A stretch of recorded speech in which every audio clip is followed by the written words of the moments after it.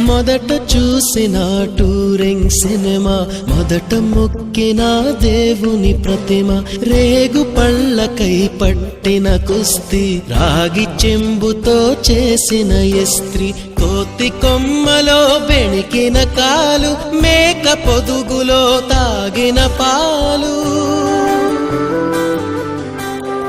దొంగ చాటుగా కాల్చిన బీడి, సుబ్బుగాడిపై చెప్పిన చాడి, మోట బావిలో మిత్రుని మరణం, ఏకధాటిగా ఏడ్చిన తరుణం